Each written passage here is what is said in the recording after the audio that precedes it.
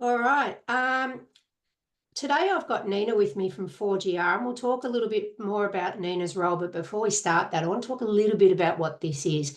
Last few years, we've run a series of workshops called Inclusive Pathways, which have been really successful.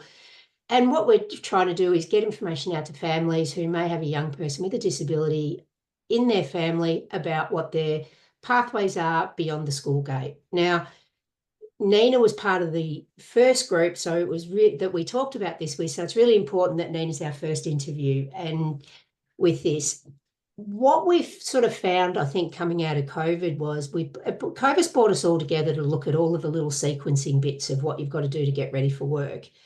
And the Inclusive Pathways workshop came out of that. But we're really mindful that families are really busy. So I wanted to change up the format this year and create a series of short, sharp video content that people can access through school or at home to explore some of these topics. So Nina doesn't exactly know the questions I'm going to ask her, but Nina knows that's how I roll. I suppose we go in all our work under the heading of great expectations, and that's not having high or low, but just having great expectations. And that is, we don't know what we're going to do in any pathway. Nina, if I ask you what your first job was and if you'd ever thought you'd be where you are now, what would you say? No, would have no clue.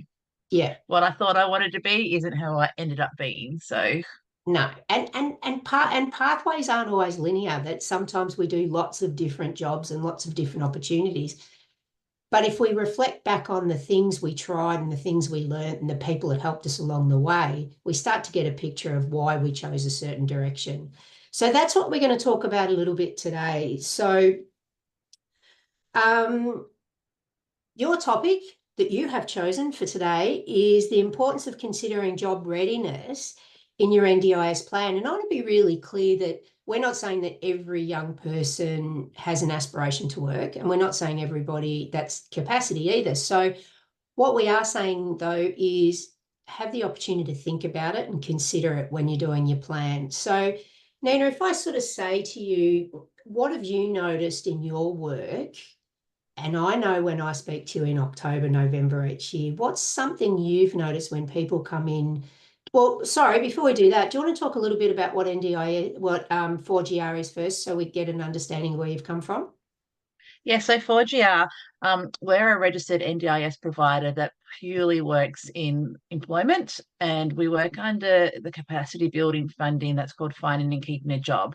So that could be anybody from the age of 15 to retirement coming in wanting work. And it might not be paid work, it could be volunteering, it could be somebody who just wants to do a course to further what they're doing for work or support the pathway into that.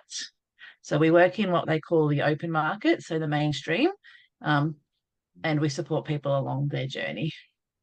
So I've spoken to you a couple of times when we first met around October, November, when young people are starting to finish school Yeah. and they're coming to you. And what's something you were starting to notice with that? So we're noticing there's a lot of anxiety and nervousness around what the next year is going to look like for them, especially if they're about to finish school and not really having an idea of what is happening. But we're also noticing that NDIS haven't really been starting having conversations around those next steps and putting any funding in their people's plans in regards to being work ready or looking for employment and those type of things. So we're going to speak to some other people later on in these interviews about when to start those conversations. But if we march backwards a little bit from when you're finishing school back a few years, what are the sort of things that people might want to consider to put in their plans to give them every opportunity to be work ready if that's what they But choose? yeah, the first thing would be to have it as a goal, to have it as one of your NDIS goals. I want, if you're starting to hit 15 and you're wanting a part-time job, I would like a part-time job like my peers. That's the first one because you link your plan back to your goals, and NDIS like to see the capacity and the skills that you're building are with in line of your goals. And I'd like to see goals achieved. I mean, I know I've just said goals, goals, goals quite a bit, but that's just how NDIS like to work. So that's, I'd probably say the first thing, make sure you have it as a goal. Yeah. And what can the agencies that are out and about, and I'm really mindful when we do these talks, so we're talking more broadly about all the agencies, what sort of support is out there for young people if that's what they want to do with their plans? So there, if you're fortunate enough to have a support coordinator, start conversation support coordinator, your OTs and your therapists, you can start conversations with them because they can also help link you in with your plan and your funding and your goals within your plan to be able to build that things.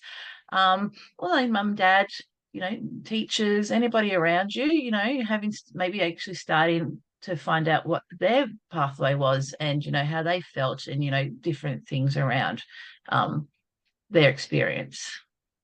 Yeah, for sure.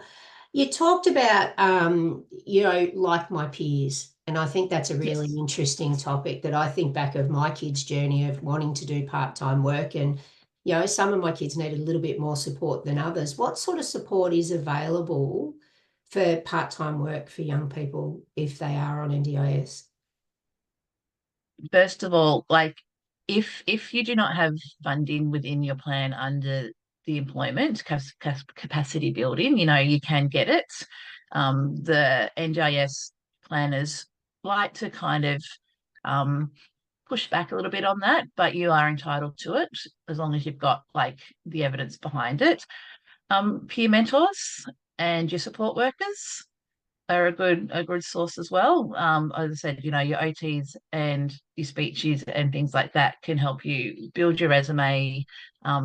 Start going out and speaking to employers and just building that. Um, what's the word I'm looking for? Confidence to be able to go out and speak to random people because it's scary. Like I still find it hard time sometimes to speak to people that I don't know. So Yeah, that's right. And having a team, and I think for all of us, even in our everyday life, we have a team around us that help us do that. So having to think about who's the team you want to start building to get you work ready, but also what are the tools you're going to need, and your NDIS plan is a really good place to start. yeah. Yeah. All right. You've given us a really good starting point. So, as your peers, I think is something that's really important to me.